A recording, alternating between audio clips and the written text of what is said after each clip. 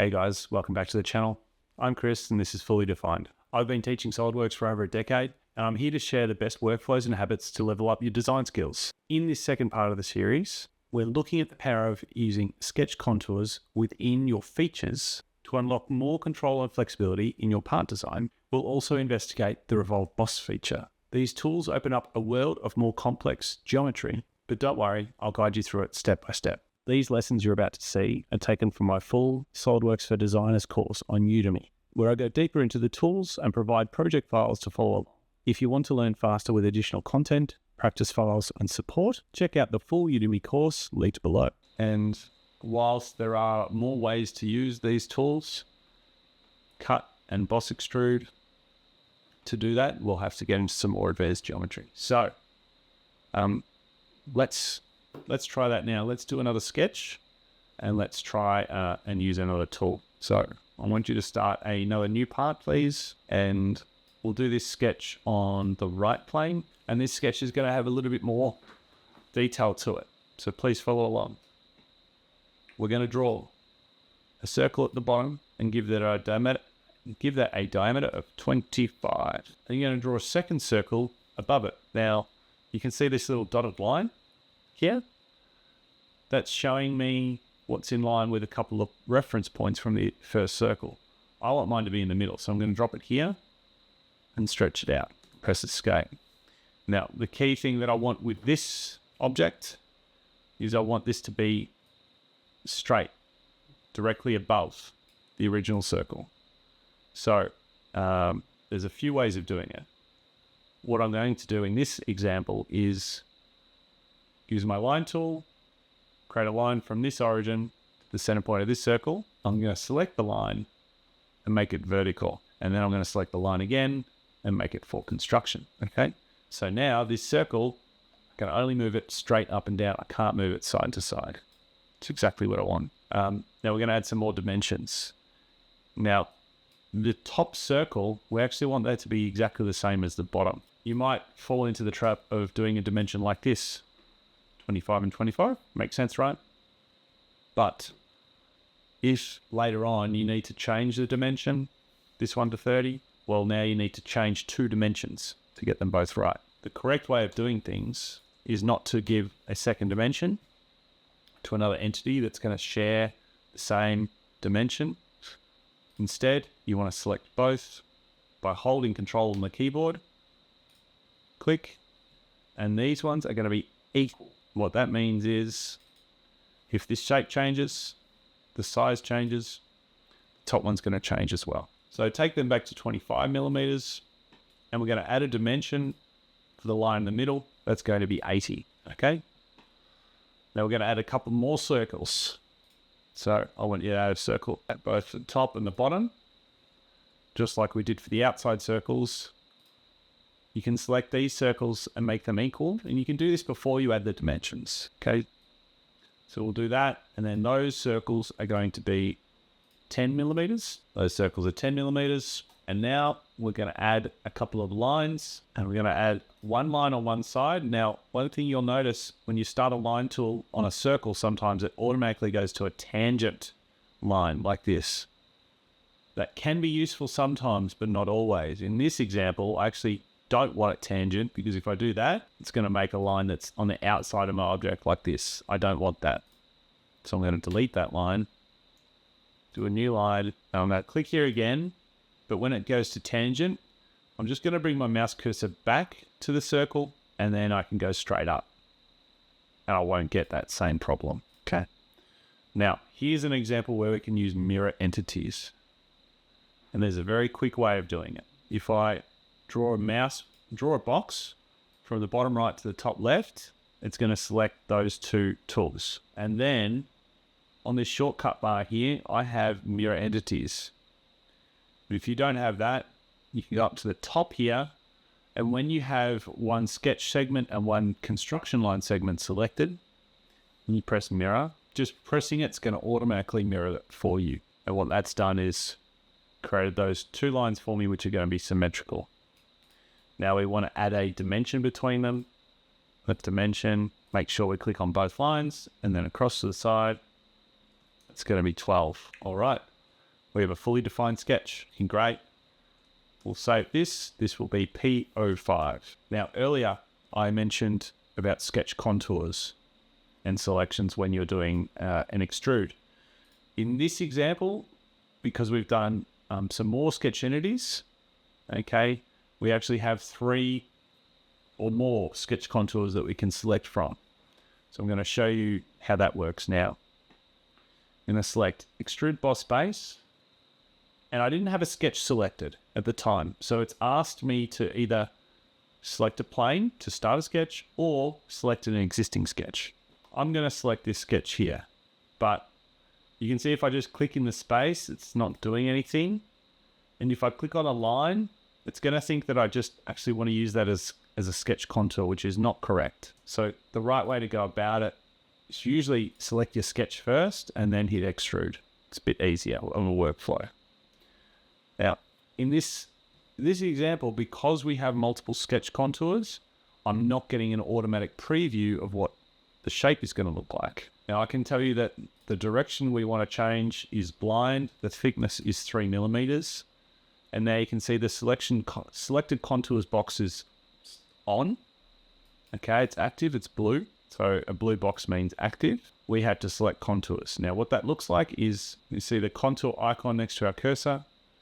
When I select in an area, in this case, it's the area between the inside circle and the outside circle, I get my preview of what that's going to look like. Now, while you're in the edit feature mode, you can select multiple contours. Now, what's interesting to see is that in this example, down the bottom, because the construction line goes all the way through this section, it actually splits this middle contour into 2 as well. Whereas at the top, it only went through half of that area, so it wasn't cutting the entire thing. All right, so here I've selected 4 contours, and I press OK, and in the resulting solid body, you can't see those contours. They all merge together. And this is the shape that we want to create. So if you've been able to do that, well done. But I want to show you a few elements of selected contours while we're here. So if we go back to edit the feature, you can change contours if you have a sketch like this. So if I wanted to remove this section and this section, I could press OK, and it's going to create 2 separate solid bodies, right? Or I can go back and I can select these. I can even select the insides of the circles as well.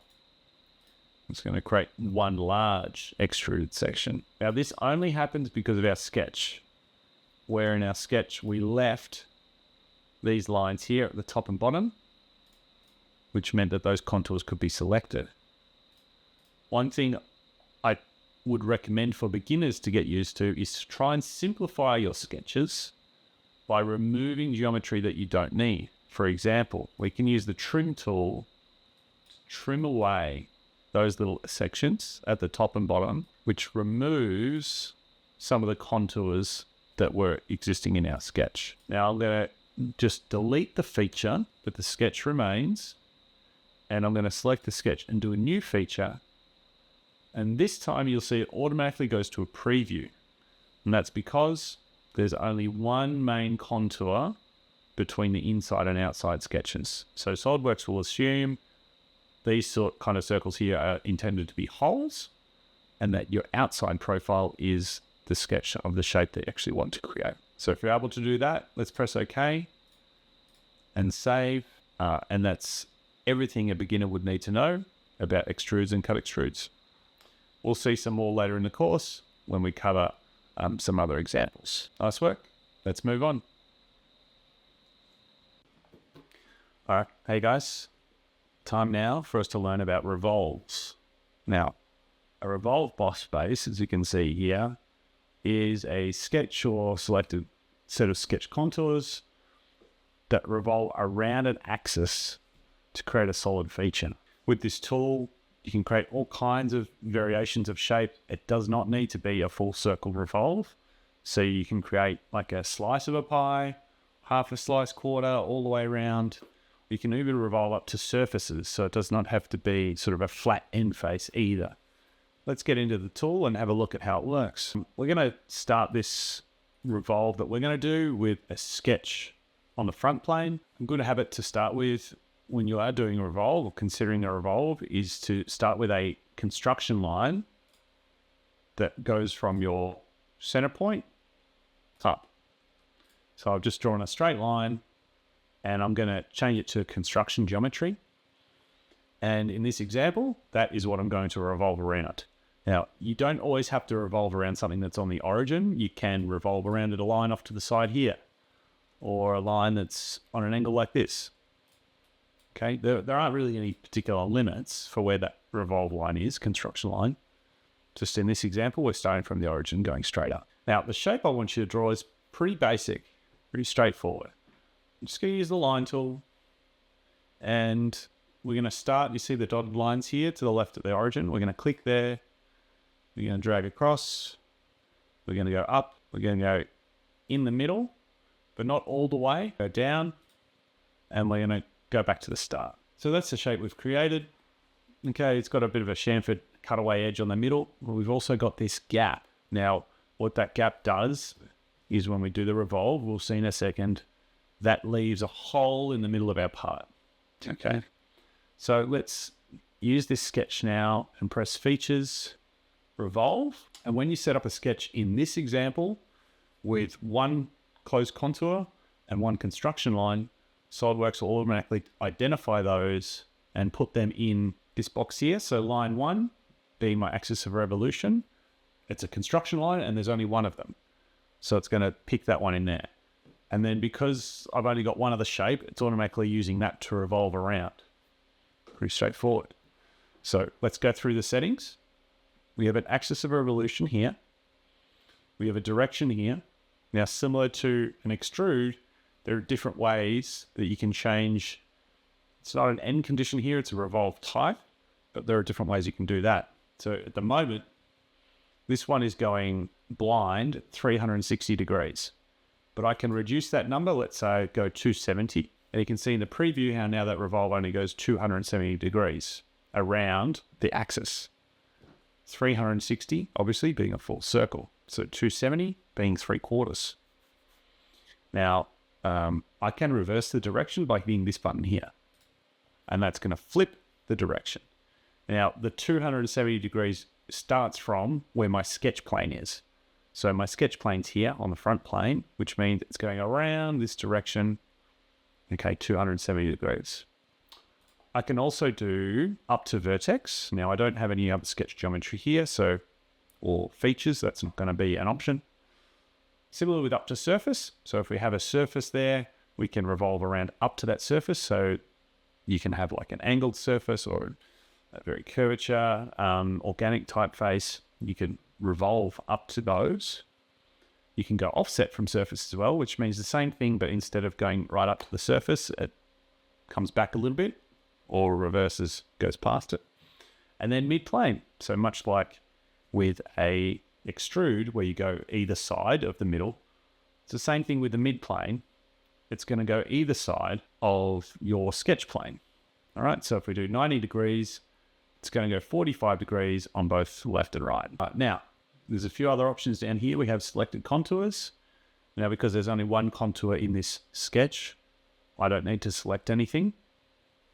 But if I had multiple shapes and I only want to revolve one of them, I would select that one. And then thin feature. Now, it's thin feature where it takes your sketch profile and you can go one direction, inside, outside, or both from that shape. Now, to activate thin feature, you just tick that box.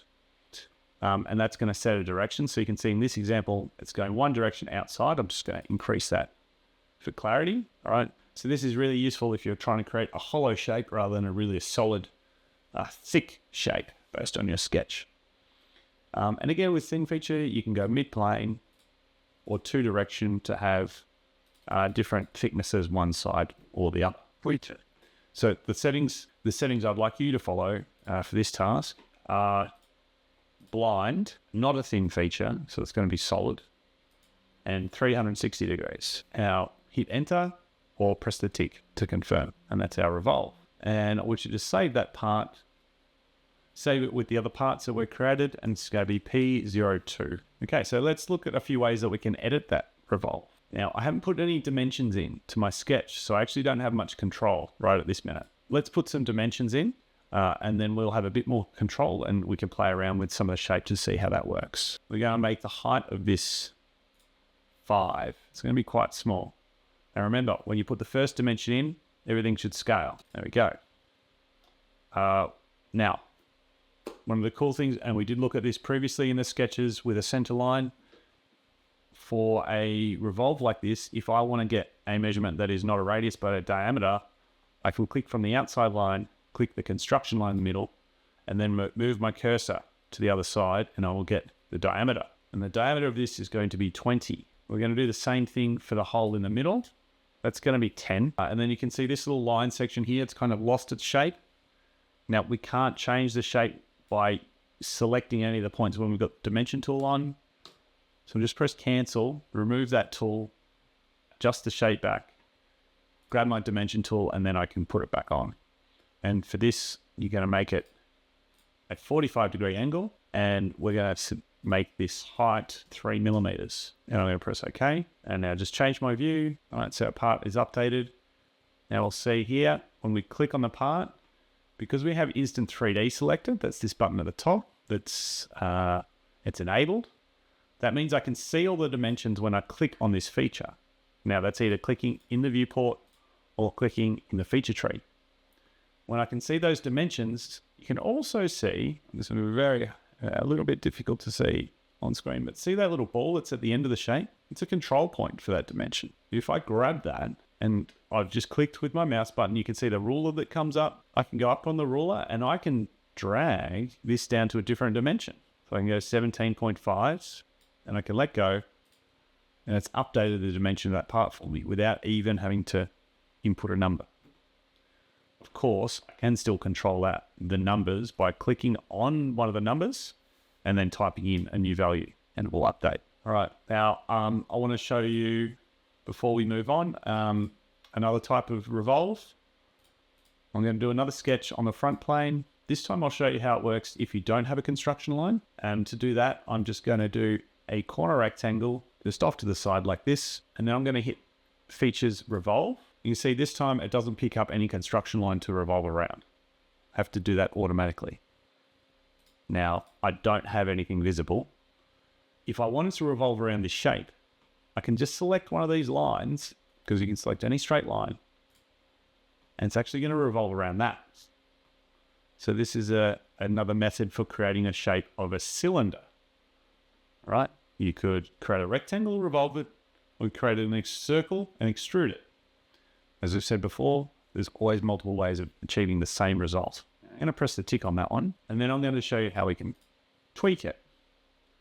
Right? So this is a solid revolve. There's no hole in the middle. If I want to put a hole in the middle of that, I'm going to edit the sketch. I'm going to get a new line. I'm going to put it in like this and make that line for construction. Now there's no error. That's okay. What I'm going to do is edit the feature, and where it says line 3, I'm going to delete that and change the selection for the axis of revolution to the new construction line, and then press OK. And you can see how that's dramatically changed the appearance of that part, because it's based on the distance between these two. Now if I put a dimension in between those, when I click on this feature, I can click and drag that distance to make it bigger or smaller. Pretty cool. All right, task just before we move on from revolves. I want you to open up part 07. That's the one that we did with the sketches. Okay, that we mirrored across. What we're going to do is select this one. Now this is different. It's got 2 construction lines. So when we hit revolve on this example, it doesn't know which one to select. So we need to select one of them. We're going to select this one. It's horizontal, and press OK. All right, you can see that shape we've created there. Hide the sketch and save the part. We'll come back to this one a little bit later. Okay. All right, so that's how you do the revolve. Now it's very similar with a revolve cut. Let's use this sketch here. So a trick that I had not shown you today, a trick or a method of working that I hadn't shown you so far, is that you can actually use the same sketch multiple times. There are certain limitations around lofts and surfaces and things where it can get a bit tricky. and creating curves, but that's for more advanced users. I'm going to show you just how we can use this sketch that we've already created as a revolve cut. So a revolve cut just cuts away material in the same way that a revolve boss adds material. If I select that sketch and I select revolve cut, you can see it's actually giving me the same preview, but what it's actually previewing here, all the yellow, is how much material it's going to remove. Now I can do that, but I get this error. Like I can attempt that, but I get this error saying the resulting model is empty, which means I've removed all the material by using this feature. And for whatever reason, SolidWorks doesn't like that. So let's just change that distance to 90 and make it mid-plane. So you've got pretty much the same selection options. And I press OK, and that is a cut revolve. The other thing you will notice, if you've got a good eye, is that the sketch icon changes. Gives you this little hand icon, and that means that that sketch is shared between multiple features. So have you ever seen your feature tree, that icon for a sketch? Just know that if you're editing the sketch, it's going to affect more than the feature that it's already tied to within. In this example, those two features are next to each other. It's very easy to see, but in more advanced models, you might create a master sketch. You might use certain elements at all sorts of different stages throughout your modeling process. It can get tricky in it, or a bit more advanced to keep track of. That's it for this one. Thanks for sticking with me. Sketch contours and revolve features can unlock a ton of flexibility, especially when you start thinking like a designer and not just a software user. If you learn something new, let me know in the comments. And don't forget to subscribe for more SolidWorks content. You'll find a link to my full course on Udemy in the description below if you're ready to level up further. Hey, thanks for watching the video all the way to the end. If you enjoyed it, please like and share. If you've got any suggestions for other content, leave it in the comments below. If you haven't already, please subscribe. And there's some other videos here. Check out. Thanks.